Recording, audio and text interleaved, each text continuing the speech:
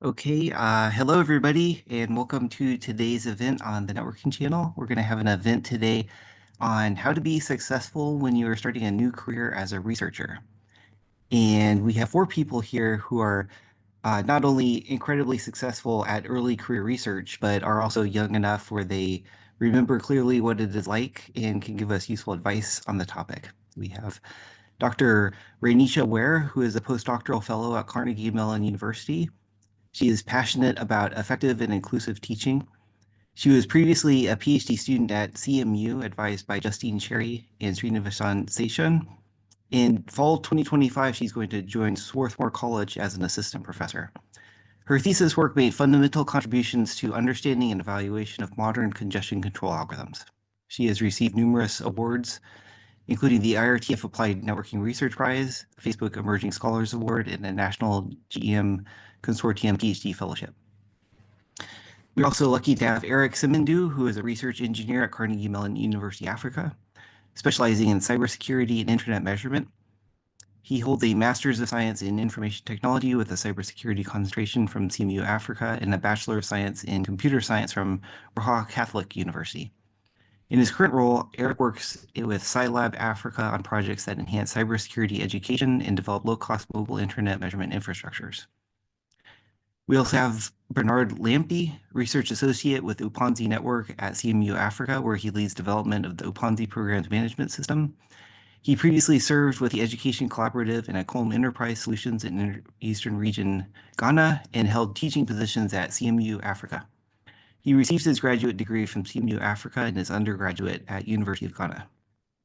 And we have Professor Liz Izhkevich, who's an assistant professor with the Electrical and Computer Engineering Department at University of California, Los Angeles. Liz builds high-performance network analysis systems and applies statistical and analytics to improve the internet's performance and security. Her work has received the ACM IMC Community Contribution Award. Her work is widely used in industry and government, and she was recognized as a Forbes 30 Under 30 list in science. Liz is a graduate of UC San Diego and Stanford University. Before we start, we want to mention that the networking channel is not just one event, but it is a series of events happening every 2 weeks. And in 2 weeks, we're going to have an event on how to design machine learning architectures for network systems.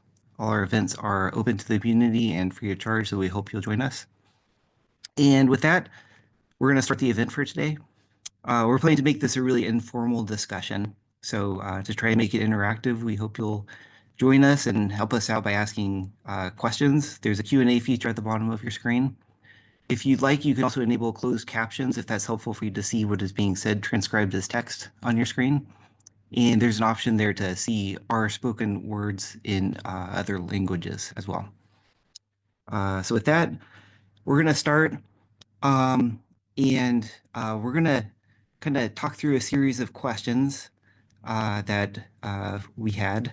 And one of the questions that we wanted to ask the panelists was, now that you've graduated and you're no longer in graduate school, how do you figure out new research problems to work on? It's no longer, when you were in graduate school, maybe it was your advisor kind of giving you some help to kind of choose out research directions and figure out specific research problems to work on and kind of formulate those problems. But now you're kind of more on your own now. And so how do you do that? How do you kind of choose research directions? How do you find good research problems to work on?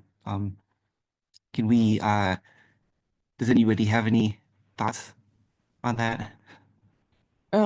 Yeah, so I've been pondering this question a lot. I feel like it's the thing maybe I've been struggling the most with in post-grad life. So the things I've been working on are mostly follow-ups to my thesis work so far.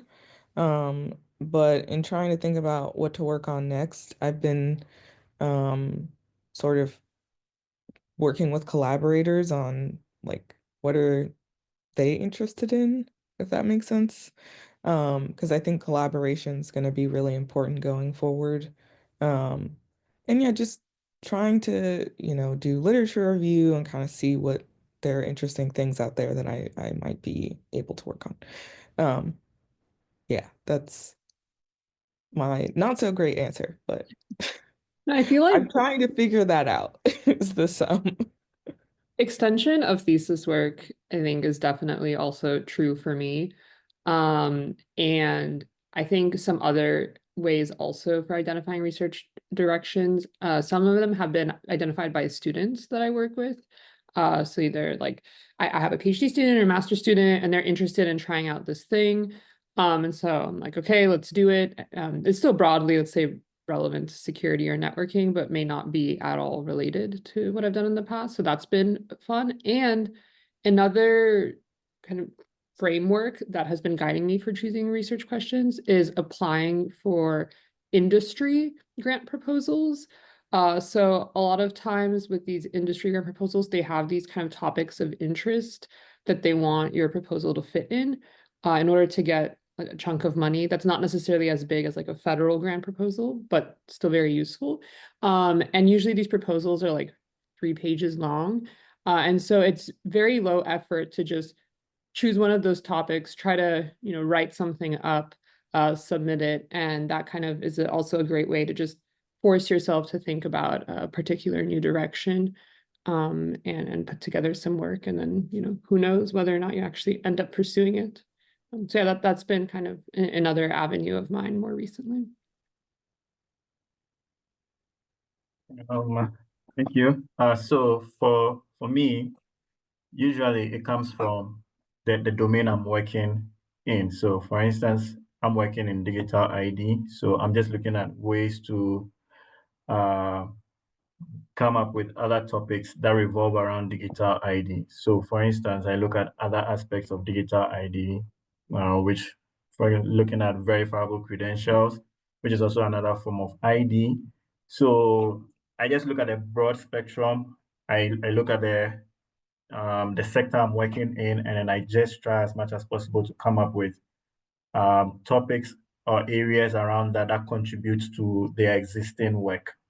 Another aspect as well is that I also look at challenges, peculiar challenges going on in my country or in the country I'm currently living in. So I'm currently in Rwanda. I also grew up in Ghana. So I sort of look at challenges in Ghana and in Rwanda or in Africa in general, and then try and come up with solutions that meet the specific needs or problems that we intend to solve. That's how I come up with most of my project questions and research questions that I intend to work on. Yeah, thank you. Thank you.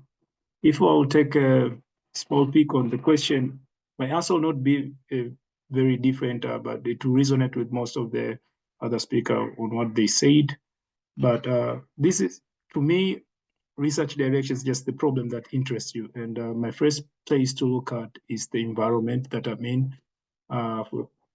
So let's say, like Bernard said, when you just graduate, I don't know if it will resonate with a lot of you, but for us, sometimes when we graduate, we have to go back home. And when you go back home, you meet with the problems that they are there at home, and some of them might interest you, and they might relate on the field that you're working on. So that for me would be it is my first place to look at because it's relevant. And even if I want to conduct something, research or data collection or anything else, I know the problem is there and I'm trying to solve it, and I'm actually being able to work with it. But the other thing is that at the workplace, so this also comes like if you are writing for a grant or if you go to a workplace, you'll also find projects there that resonate with you or like they align with you. So you're at the project and you are at workplace and maybe there is a particular problem, or maybe there are stakeholders that are engaging with the office presenting some particular problem. That is also another way. And last but not least, and this is for me the first place to go to, is to extension of thesis, because you're fresh out of school and you have that at the back of your mind. It's like unscratched itch is still there. So for me, that is like you go out of the school with it, and then the other two, when you go out, you that will be the next place to start looking at. Thank you. Okay, those are great answers. Yeah, thank you all very much. We have another question, which is about how do you recruit students and how do you recruit kind of collaborators to work with? Because I guess once you graduate, it's about maybe about building a team. You know, maybe it was about building a team before you graduated too, but when you graduate, maybe it's more on you to build that team. And uh, is that right? Is having kind of a team to work with, collaborators important? Students. How do you find students? How do you find um, students to work with? Once you have them, are there any? How do you work with them? Are there any tricks to mentor them or get them started on work? Um, how do you kind of build your team of students? Do you have any thoughts on that question? Yeah, I have actually a funny story for this one. So I just started being a professor back in July, and before that, I was in my PhD. And in one of the last years of my PhD, I was working with this master's student at the same university. And she was helping with some of my papers, and we were having a good time. And then she was thinking about doing a PhD, but then decided not to and went to industry. But I always kind of kept her as a potential PhD student in the back of my mind. And so when I had finally signed my offer and decided to go to UCLA, I emailed her saying, by the way, I'm going to be at UCLA. If you ever decide, do you want to do a PhD, you know where to find me. And then coincidentally, it was at the same time that one of her projects was essentially being shut down in industry. And so she's like, how soon can I start? It's like, oh, wow, okay. And so we were actually able to get her within a month admitted into the program and start essentially, I think even like a week before I did. But so it was kind of this amazing pipeline. I mean, it's very coincidental, but it essentially showed that like one of the ways that you can essentially recruit students is actually from the team that you were working on when you were doing your PhD, the more junior students. And so I still have undergraduates that I worked in the past, and I'm keeping them in the back of my mind as well, trying to plant the idea, that when you graduate, if you're interested in doing a PhD, like my lab is open. And yeah, so that's been one of the ways as well. And also one of the ways to recruit postdocs as well is your fellow PhD collaborators as well, keeping an eye out on them and then kind of recruiting them through that. But yeah, team is super important. You can't really do productive research without a team. And in terms of grabbing students from class, that's also a very popular one that I've heard. I have had a lighter teaching load up until now, so that hasn't been an option for me. But grabbing students from wherever you can and always telling people that your lab's open and you're open to them is a great method.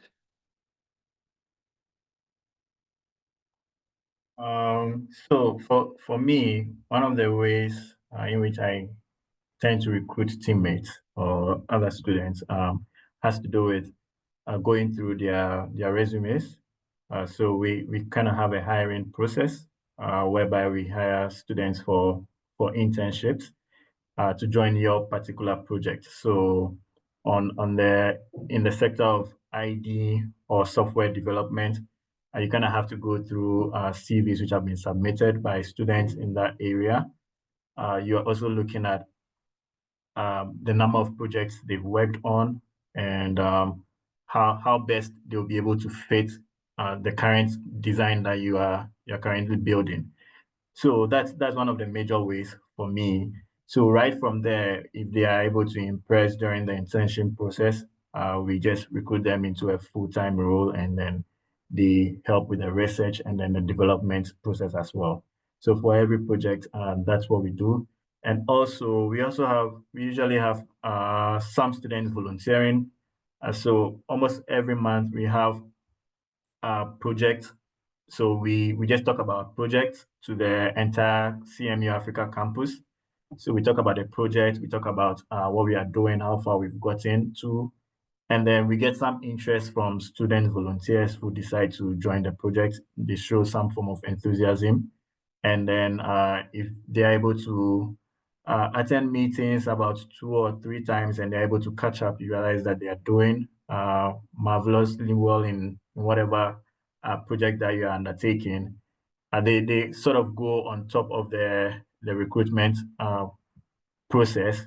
So if there are any open roles, they would be the first to contact, that we would contact, and then subsequently proceed with recruiting them onto the team. So these are the two forms that I've used so far.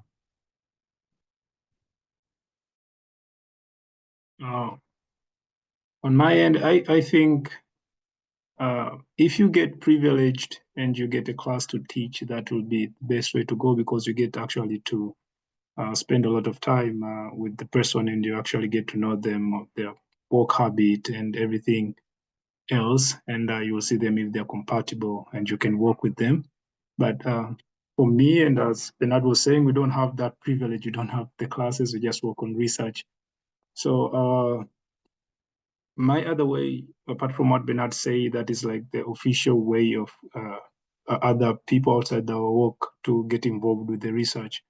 But me, I also like attending career fairs. We also have career fairs and conferences.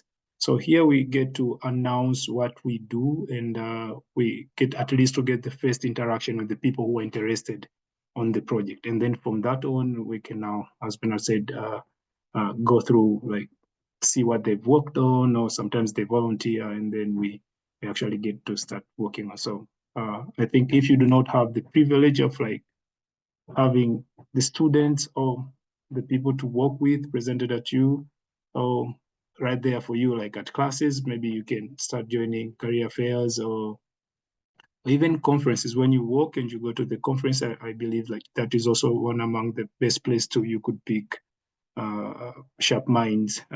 You get to interact with a lot of people with experiences and interest in the field that you're working on.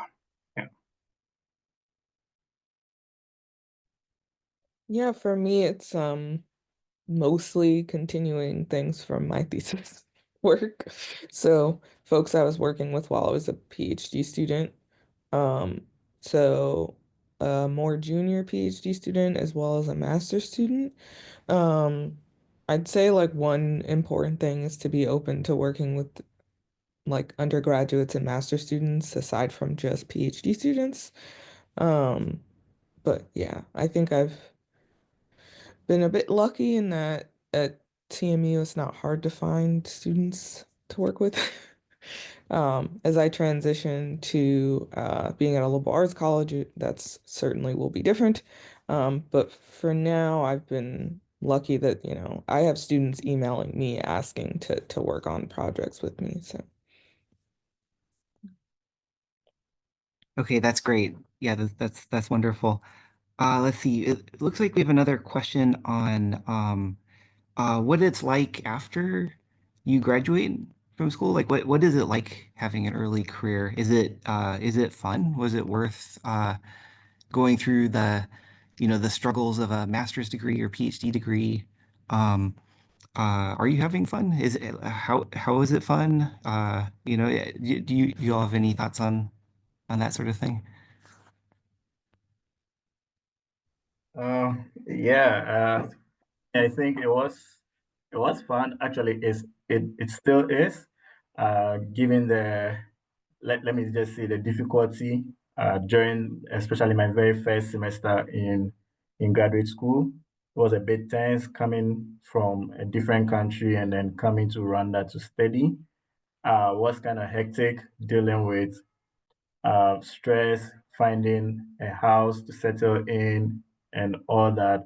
And then just entering into a new environment whereby the teaching and learning process is different from what you've known all your life. So definitely graduating and then coming out of a graduate program is really, really fun. It feels good, especially when you also get to work on stuffs that you want. You get to work on projects that you love. So I'm very interested in software development. I'm very interested in ID. So just getting a research position that focuses on that makes the whole journey much more fun. You don't even get to remember the suffering a lot because you feel it was kind of worth it. Yeah, so I really really think it's fun, especially when you put in the work and then you get the necessary skills that you've always wanted, and you can actually say to yourself that, yes, I have this, and if there's any project or any task that is allocated to me, I'm able to solve it, then you'd be okay. Yes, so I think it's fun. It is. Yeah, thank you. Yeah, I think the programs most of the time prepares you to the life after the program. So just like Bernard saying, maybe the school itself was pretty tough. It was pretty tough. So I'm very sure if you even have like other 10 people that we went to the same program, they would say like definitely, because the school time it was itself was pretty tough, and getting out of it and actually starting to work, you have a little bit of less of 11:59, less deadlines. So it is fun, way less stressful comparing to the program, and I think sometimes you actually get to see the impact that you're doing. So that also keeps motivating you. Like, you actually solve a problem, you actually deploy something, and like this is not just for the academic purpose. Of course, you're contributing to the academic bucket, but also because it's research, but also you're actually solving like some of the project, like what Bernard they're doing maybe is actually having a use case for something that can be deployed in a particular county and is actually implemented. And at the sense that you actually contribute to that, it gives you a certain satisfaction that, yeah, it was worth it. It was and it is worth it. So yeah, I'll back Bernard on this one. It is definitely fun and worth it.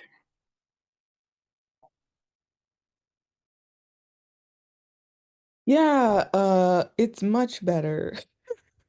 I think for me, the end of my PhD was like really hard, and I had started to really dislike research, but after I graduated, it was fun again. I think one of my favorite parts of doing research is mentoring, and post grad life, a lot more of your research is mentoring than necessarily doing things yourself. So I found that enjoyable.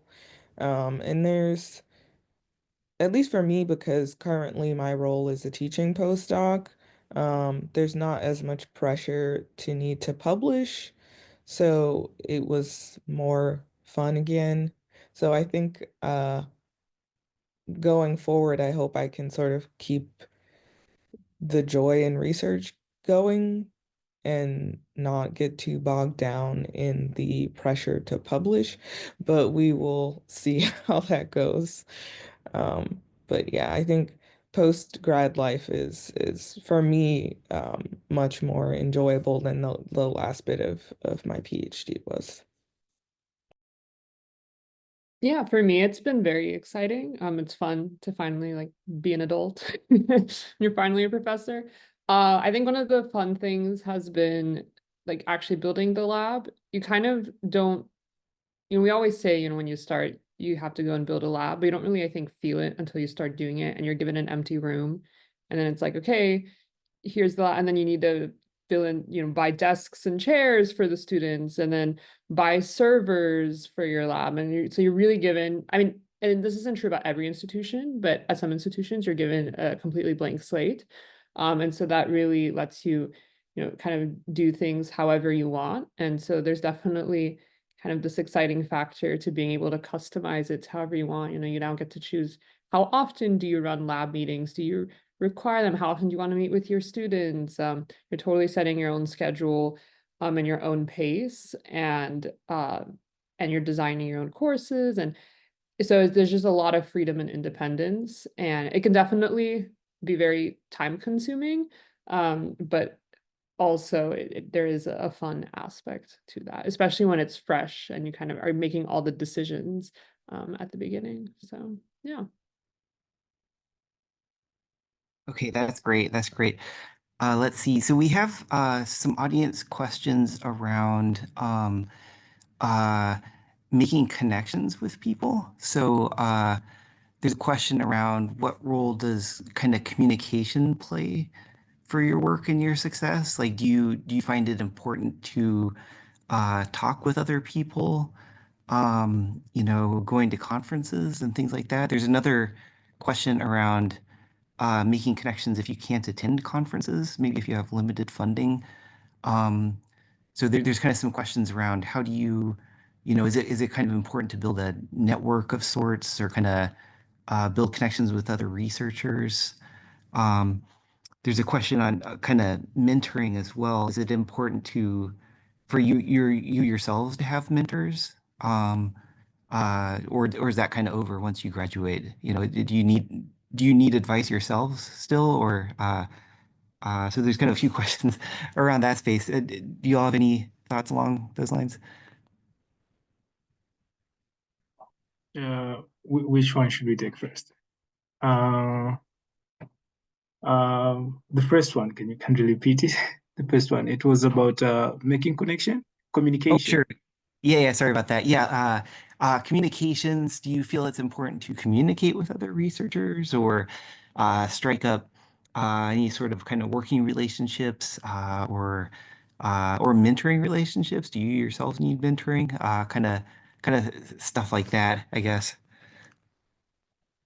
Yeah, I believe, as one of the panelists here shared, is that you can do everything on your own.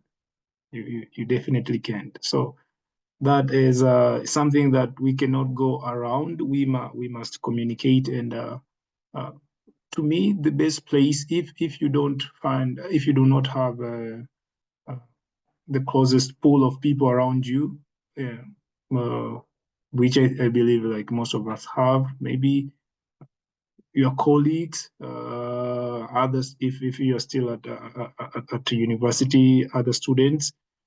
First, just even starting on your friend cycle that you are in the same program or in the same field, you can actually start sharing like maybe just the problems that you're facing, and you'll never know who got which solution that can help you, because a lot of people have like a lot of pretty good solution. But another place actually to get mentors and actually to have like nice connection, and I think this like might be a bit obvious, but it is at the conferences. Because for instance, if you go to a particular conferences, most of the time you go to a conference that is on your field, you'll definitely find people there that knows a lot more than you. And I believe it will be just, it is important, and sometimes it's also even a bit simple, just like even a LinkedIn profile, just to stay connected, and maybe later, gradually you can start communicating. And there I believe you can find both like peers and mentors. You can find people that you can collaborate, but also it's a place to find people that are pretty good and they have pretty extensive knowledge on your field, and these people can act as mentor. I mean, like they will not be like professors or teachers that teach you everything, but at least following their step or observing what they do, I believe, and once in a while chit chat or conversation about conferences that are coming up or field or direction on the field that you're working on.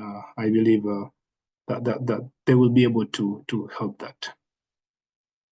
Yeah, thank you.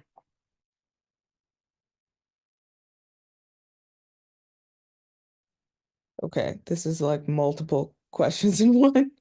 Um, because I see the question was about what role does science communication play for your work and your success. I'm not entirely sure what's meant by science communication, if that's papers or, news articles about your work. I think, or giving presentations about your work. I think in all things, finding ways to get your work out there is important, of course. Uh, For example, I was invited to give a talk at an institution and I went and gave a talk. So that's nice. Um, as far as forming connections if you can't attend conferences, One thing that I've been doing, I haven't formed actual collaborations, but I have emailed folks from like I read their paper and I liked their paper and sent them a cold email essentially that was, "Hey, I liked this part of your paper, are you still working on similar things?" And so that could be a way to, and I have gotten some responses. So I think that could be a way to form connections, especially if you're hoping to maybe collaborate with folks, and you can't go to conferences to necessarily meet people in person. Some people are very responsive to email, especially if you're like asking about their work. Um, and mentoring. Yeah, I don't think there's ever a time when you don't need mentors. Right. And when you transition into a new role, like being faculty or in your post-grad life, I think it's important to find mentors that are also in that role, but maybe more senior. So for me, talking to folks who are already have tenure, who are at liberal arts colleges, finding mentors that are sort of where I want to be eventually, I think is important. Um, I think that answered all the all the series of questions asked at once. But yeah, I think in all things, it's important to try to make connections. And I think there's ways to do that outside of attending conferences. It's a bit harder, but it is possible. That's helpful. Do you all have any suggestions on how to form those connections at conferences? Sometimes it seems kind of hard to walk up to people and, the like one problem I see is there will be like a group of professors standing there and they're all kind of talking to each other and like how do I break into that, especially if I'm, don't know them, Do you all have any tricks on how do you do that? How do you kind of approach people at conferences? Any of you? Know if I have any tricks. It's definitely hard. Like I don't think anybody finds it easy. When especially when you have that like friend circle that is catching up finally because they haven't seen, each other in a year and then you want to go and talk to someone. I think sometimes good times to catch people are when a talk is just about to start. And then like finally the crowd is starting to dissipate and you can catch someone and then if they're willing to miss the talk, which a lot of people are because talks are recorded at the end of the day, then I think that's a great quieter time to talk to someone. I think in general, also just initializing collaborations is also non-trivial. There's so many times when people, express interest, like, oh, it'd be so cool to collaborate. And everyone's like, yeah. And then it just kind of disappears and nothing happens. And it's not for any negative reason. It's just like, well, where would we start? And everyone is busy. And so I think like one of the ingredients to successful collaborations has been when there's an actual thing that exists that one can collaborate on. So for example, whenever if there's a grant proposal and you want to collaborate with somebody, then a grant proposal is a great time because there is a thing and a deadline, and it actually requires you to come together and to think about something. Another great way to collaborate is when you discover that somebody else is using a piece of your research for their own thing, or you're using someone else's research for a thing. So then hopping on a call to talk about kind of that application of your research, and then from there, potentially taking that to the next step and saying, oh, okay, cool, I can help you with this, or can you help me with that? And then from there, that's a great jumping off board for saying, oh, I have this other idea that's kind of relevant. What do you think? And so then there's kind of already this seed to help with. But yeah, otherwise it's definitely very trial and error. It's tough. And also for the mentor question too, I think one of some useful category of mentors for when you start in a new position is people that are there so they can explain how to do things in the department. Whether it be like department politics or department meetings or where you send the form to where, or who do you email to figure out how do you start the grant application process, or who do you email to figure out how to get your class on the books. There's all of these kind of logistical things that I think generally speaking departments aren't the best at writing everything down, and things change all the time too. So even if something's written down, by the time the next cohort gets to it, it's old information. And so kind of having a couple people, especially who are responsive to email or responsive to text, is really critical, because otherwise you really just have no idea if you need to do something, like where to go to or how to do it. So that's key. Yeah, thank you. That's great. Let's see. There's another question from the audience. There's a few questions around this actually, around how do you figure out what you want to do after graduate school? There's different options. You could get a job. Um, you could get a job in academia or industry, so that's a choice. Um, you could choose to do a postdoc. Um, there's different kinds of postdocs. There's different kinds of professions in general. There's kind of more teaching directions or more research directions. So there's a few questions around this. Do you all have any kind of thoughts on that? How do you make that sort of decision? For me, I'm just going to use myself as an example. So I believe I knew I wanted to go into IT probably at the age of 12, because I had a teacher who was into IT, coding. So I just became fascinated with what he was doing. So I just started charting my path.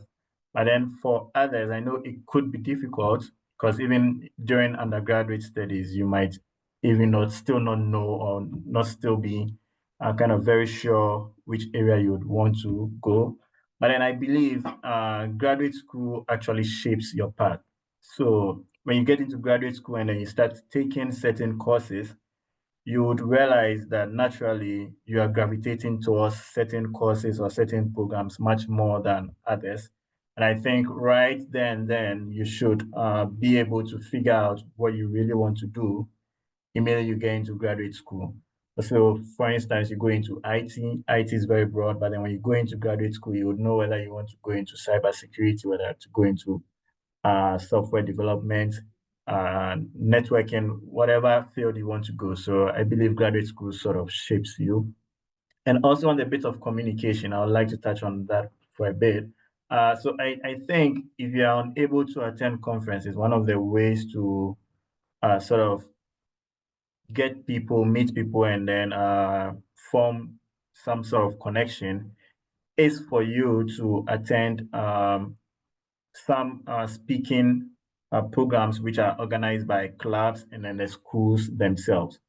So most of the times you have clubs bringing speakers to campus to talk about cybersecurity, to talk about other topics as well. So you need to be very intentional about that, such that you are just looking out for such programs. And whenever there is that chance, you attend those programs and then you interact with the speaker. And that sort of opens a lot of doors for you. It opens the communication, because even if he's not really in the field that you're interested in, there's a very high probability that he knows someone who is interested in that field, and then the connection just keeps going on. And also on the bit of mentorship, I really think having a mentor even at every stage is really important. And for me, one of the key things I have, or one of the key people that I try as much as possible to have as my mentors, are my past lecturers and teachers.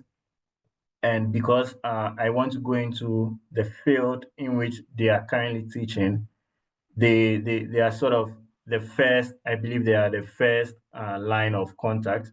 So if you want to get into software development or software engineering or anything, you just need to look out for a lecturer who teaches a course in that field.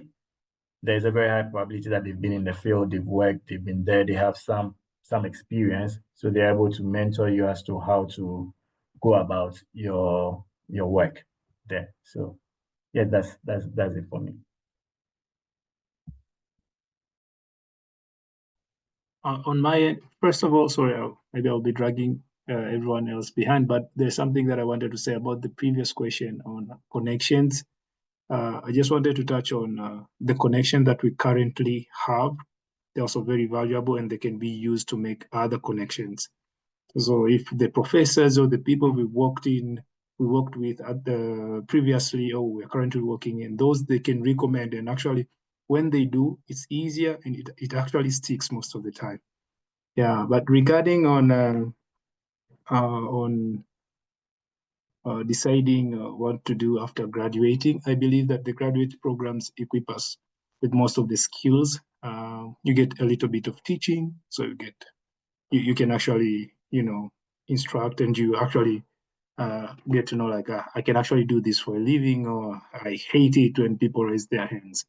You also get the technical skills, and definitely you get the research and other academia skills. So you become a little bit of mastery in every aspect, and that gives us the flexibility on what we want to do.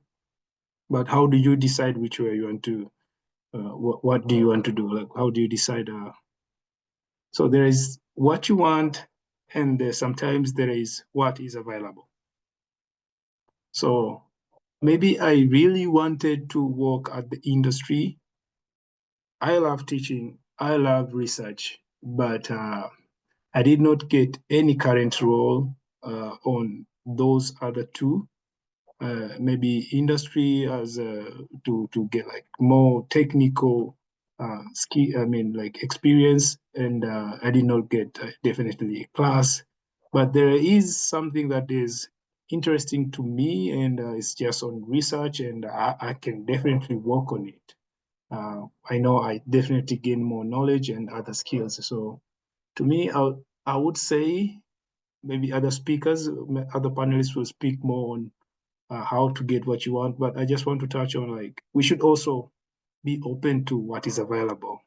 Okay, so the program just builds us to do most of the things, and as long as it interests you and it's in your field, we should also. It's also a way to decide what is available. We should keep in mind. Thank you. Yeah, so the question was how do you decide what to do after you graduate, right? Um, I think so when I talk to students about going to graduate school, I often ask them, what do you want to do with that degree? So be it a master's or a PhD, if you're going to go into the program, why are you doing that? So I think for some people, if you can go back to like, why did you decide to go to grad school in the first place? Um, for me, I knew I wanted to be a professor. I just didn't know what that was going to look like exactly.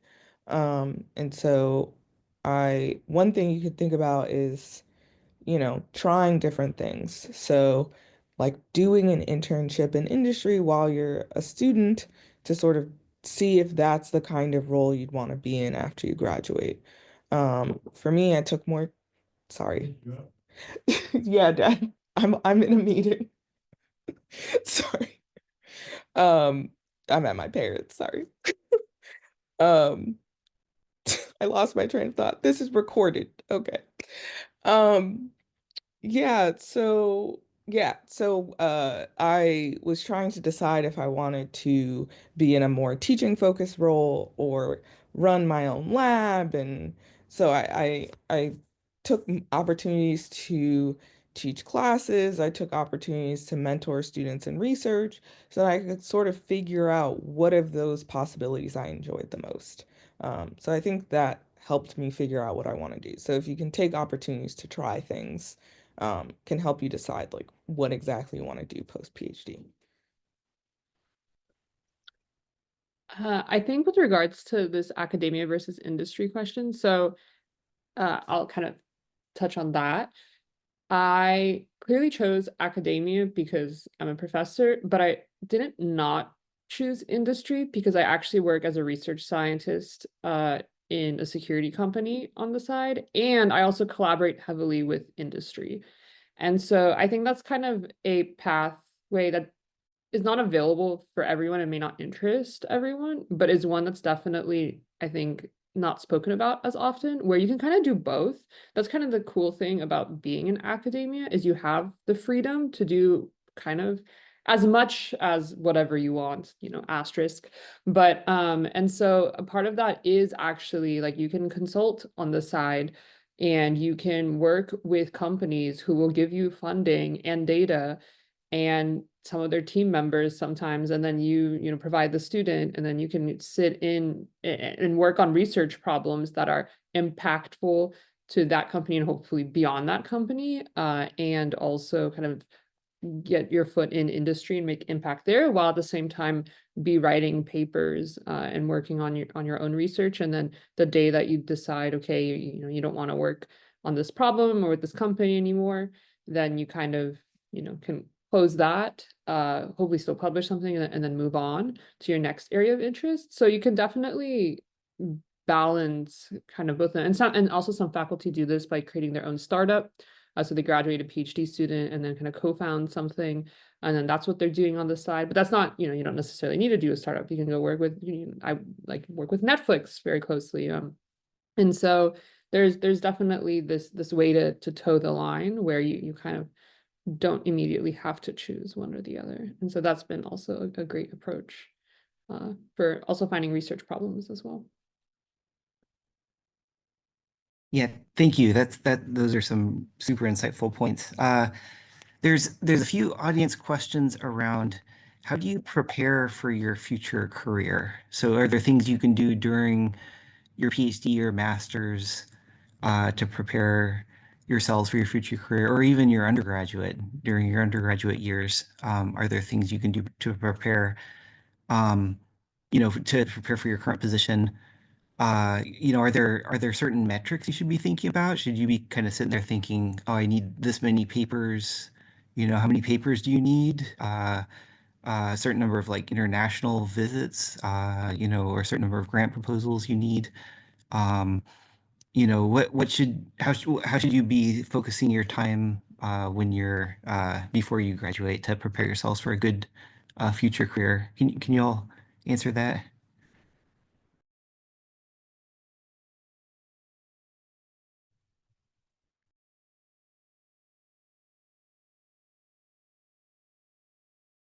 Okay, I think Bernard and I were trying to decide who's going to answer first. Um, yeah, I think it goes back a bit to my previous answer, which was if you want to, okay.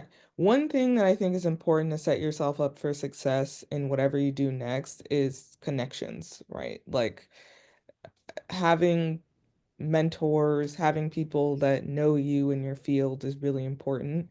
Because when you then go on whatever job market search you're doing, having people who are familiar with your work can really help whatever you want to do in that next step.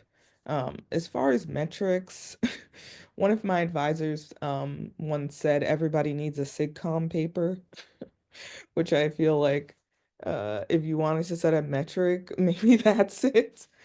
Uh, so yeah, I think it can be a bit frustrating that like you have to have a certain number of publications or have to be at a certain place if you want to get a role as, you know, tenure track faculty.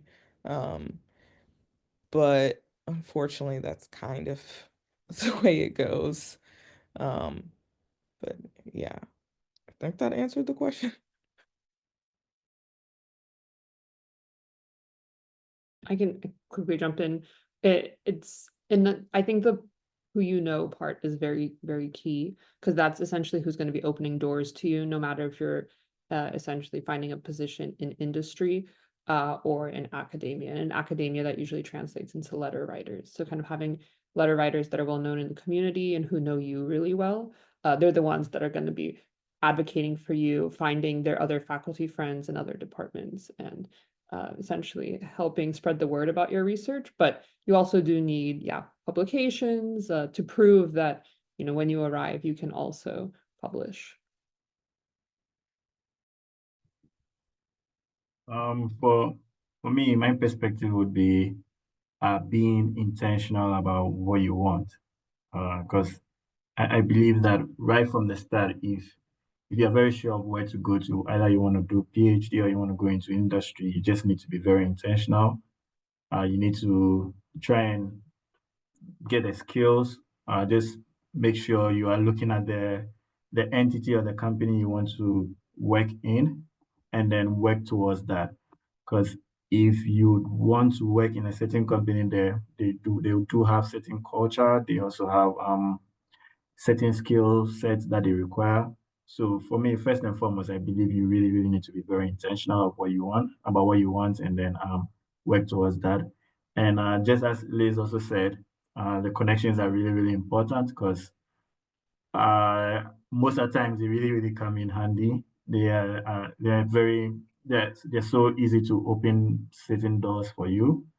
So communicating your intentions to them and then making them aware that this is what I want, this is what I want to go into, having constant chats with them, and then they also having you at the back of their mind makes it kind of easy for you when you're finally ready to transition into a new role.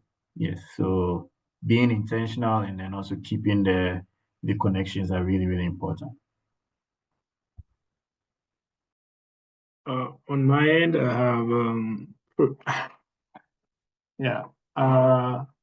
before I got employed where I work right now at Skylab Upanzi Africa, I even when I was a student just doing my postgrad, I was like other student, like maybe let's say first year and stuff, they would come and ask me if there's any position that is available at this place while I was not employed there. And how would this be is because, so the place was doing a lot of things that I find interests, and I always make time to just show up. I would show up, I would volunteer for the things that interest me. For instance, maybe going on a work trip, even if it's unpaid, but it's on a work trip and you're going to teach maybe cybersecurity to undergraduate and high school students, or just be there. So maybe as a souvenir, I'll get a T-shirt. So I use, even though I'm not working for the company, I have like maybe 4 or 5 T-shirts already. So and I think it helped me because sometimes actually the people, the supervisors, the professors who are overseeing the research lab actually got to see my intention and actually got to see what I was willing to do or what I'm capable of doing. So if there are things, I know like at the university, there are sometimes there are a lot of talks, conferences, not conferences, but maybe panel discussions or these professors giving this speech. And maybe sometimes it might be a bit harder because of the time to find opportunity to attend all of them, but it is just a good thing to just show up and just be there. And if there is something that you have to do and you're willing to do, just do it at 100%, assuming that you are already working. If it's something that, if they give you an opportunity to work on a place that you're not working yet, and you're willing to just do that task, just do it at 100%. And another thing, I think maybe Ray spoke about this a little bit. Everyone needs a SICOM paper. The conference's reputation matters. So while we're working and preparing to go out there, at least if you want the flexibility, I believe, on working in academia, we need to keep in mind the conferences that we are actually publishing. But I believe that right now, if you have, and I believe we do have supervisors that they don't want their names associated with anything less of the standard. So, but that is also something to keep in mind of. We need to know those conferences. We need to know their dates. And we also, like the top time, we need also to be publishing on those conferences. It's true, they will have a lot of rejection, but yeah, we'll keep writing and improving and then keep sending them our work. Yeah, those are my thoughts. That's great. That's great. Let's see. Our next question is on organization. When you graduate, do you have to do a little bit more work to stay organized, keep track of things more? Do you have to keep track of things for other people more? In general, do you have any sort of organizational strategies you follow? How does that differ from when you're in grad school? Yeah, so there's so many meetings, so many emails. It's like order of magnitude more and worse than grad school. Because now you're operating your whole team and you're also operating within a department and you're operating more collaborations. Um, I use Google Calendar very religiously when it comes to work things. And also I try to block out time when I know, oh, I'm driving during this time, that may be during work hours, so that nobody schedules a meeting there. Because I also share my Google Calendar with people, such that they can try to find a time that works for them if they need to meet with me. And something that I've recently used to help with organization isn't, I hate to say this, but it's an AI calendar app that I've tried and it actually has not been bad. It's called Motion, where you put your tasks and then it essentially like organizes it throughout the day for you. And you don't have to follow it if you don't want to, but it kind of gives you a framework. It knows when the deadlines are and what's high priority, low priority, and also whether you're meeting deadlines or not based on like the amount of hours you want to work per day. And that's been really nice to have, just to know like, oh, okay, I want to do all this by this day, but that's just like there's not enough hours in the day. And so it definitely kind of lets you keep tabs on that. So that's been nice. And they have an education discount, so it's kind of not a lot to pay per month. Yeah. Yes, so I can actually relate to what Liz said. So I believe one of the ways I also stay organized has to do with a Google Calendar. So for when a colleague needs or requires a meeting or requests for a meeting, the first thing I ask them to do, kindly go onto my calendar and schedule the meeting. Because when I wake up or when immediately I start my day, the first thing I look at is my calendar just to be sure of what I'll be doing for the rest of the day. So if you require any meeting, I just don't want it to be just out of the blue. Even if it's on the same day, I would request that you send an email of some sort or a calendar invite so that I can keep track. Because immediately I start working, I sort of get immersed in the work, and then having or having to join a meeting which you are not so aware or you've not prepared for can disrupt your flow a bit. So I think being organized is really, really important. It helps you achieve a lot because you're able to allocate specific timelines to certain tasks that you have to complete in a day. And with the way things are at work, you usually have deadlines, you usually have tasks that you're supposed to fulfill. So you can understand how hectic it's going to be if you're not organized, and you might end up not meeting a lot of deadlines, and that's going to be kind of a little bit stressful for you and then a bit problematic. Yeah, so organization is really, really key. And I think one of the best ways I do that is via calendar. Yeah. Yeah, first, the at workplace or at organization is definitely way messier than what at graduate school. Everything is defined there, like you have to do 1, 2, 3. Here, there are things that just pop up. Sometimes maybe let's say you have your tasks and maybe you are running this and then there is an alert from the security team and you have to address it. And some of these you cannot even fix on the calendar. So the problem, just to assure you, is it is going to be there, whether you use these tools or we don't use them. But it's definitely better if we have tools like calendar and others said. I'm definitely going to check Motion Calendar. I think I'm going to replace this. These were like my other sticky notes for both physical and the one from the laptop. I definitely use those a lot. Yeah, but I just wanted to touch like we should expect that, and you should just know it's just part of the workflow. Another thing, we should also just be more open to speak up. of if you cannot do something, if it can be postponed, we should just be able to say, no, I cannot do this. Yeah, just that. Yeah, just everything everyone mentioned is pretty much what I do. I have my Google Calendar. I actually have a physical notebook, my bullet journal. Uh, and I think also, like Eric said, you gotta say no to some things. And decide, like, some people make a flow chart, like, is this helpful for my students? And I'll say yes if it's, you know, um, so yeah, it's a lot more things to keep track of. So I think figuring out a system that's going to work for you, where you can keep track of deadlines and when you have meetings and all that stuff, and just how much time you've committed to things and making sure you haven't overcommitted yourself is important. That's great.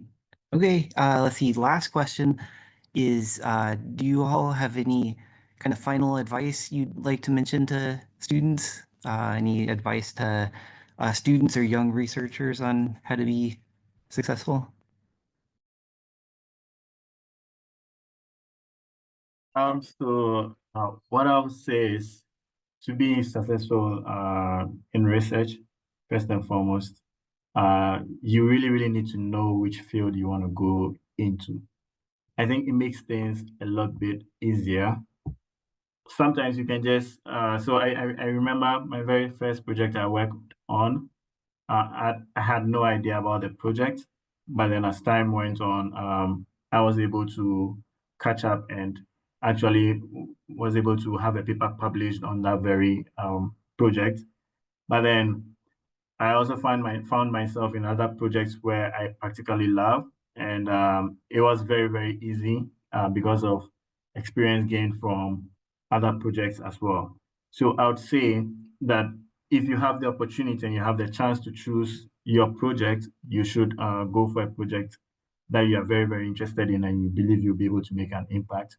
However, if you now have an opportunity of choosing your preferred project and the project is assigned to you, you first need to check your skills and see if is there even a 50% chance that I can achieve the target. If you have a 50% chance and you can achieve it, trust me, you'll be able to do it. And I also think you should also try and communicate a lot. I think communication goes a long way to helping you succeed because you can speak to your supervisor, speak to your heads. There are a lot of resources around you, your lecturers, your professors. That's the very first point of contact for me, especially when it comes to drafting papers. I go to them. What do I have to do? How do I present this? So I feel even if you have a single doubt about how to achieve something, I believe communicating is very, very important. And I would also say that mutual respect, respecting the views of your peers and listening more also helps very much. Trying to listen gives you a lot of ideas. You might be shocked the number of ideas you start getting when you're discussing a project and then people start bringing their own perspective. It just opens up and it makes your work easier as well. So yeah, these are the pointers for me. On my end, I would say, so after maybe you're currently at a graduate program or undergrad, does not matter. After you graduate, how you define success also matters. So this, to me, to be tied to the environment which you're going to be working at. And for instance, you need to keep that in mind to help you because I think the success also helps us to do more. Once we start achieving, even if it's little things, it will help us do more. So if maybe you,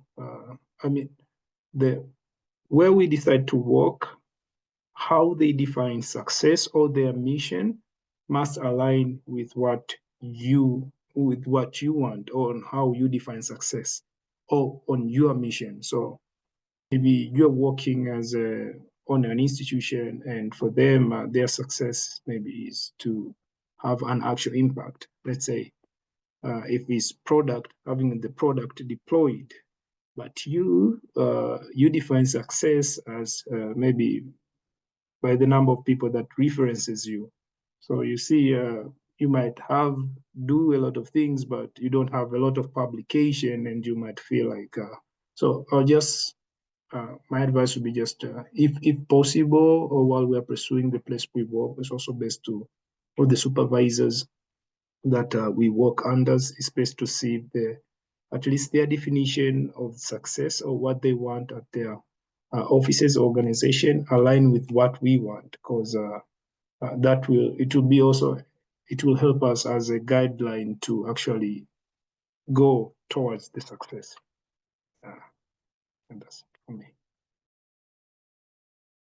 I'll try to keep it brief, but advice for young researchers, so many things, but I think a big important thing is knowing having good mentors, be it your advisors or people other than your advisors as well, and knowing when and how to ask for help. And to ask for help early and often would be my big advice. And believe in yourself. It's going to be really discouraging when you get paper rejections or proposal rejections, but it's a natural part of the process. So that's my advice. I'll be brief too, echoing exactly what Ray said. Please ask for help and early, often. It's so hard to know when what students need, and we want to be able to help. And also, yeah, paper rejections happen all the time. Like the paper will be rejected at some point. Most papers get accepted. It'll happen. Just believe in the process. It's fine if the process takes longer. Everybody goes through it and it works out. Okay, that's really great. Yeah, thank you, everybody. We want to thank the panelists very much for their time and their insights today. We're out of time, so we're gonna in the session, we're gonna have a recording of the session put up on YouTube. So if you want to watch it again or share it with other people, it'll be linked off of our webpage. And the panelists would love to continue talking with you. We have a Slack workspace. The link is in the chat. If you have further questions, you can post it on there, and they can kind of keep talking with you. In 2 weeks, we're going to have our next event, which is on the topic of how to design machine learning architectures for network systems. Yeah, so thank you, everybody. Yeah, bye.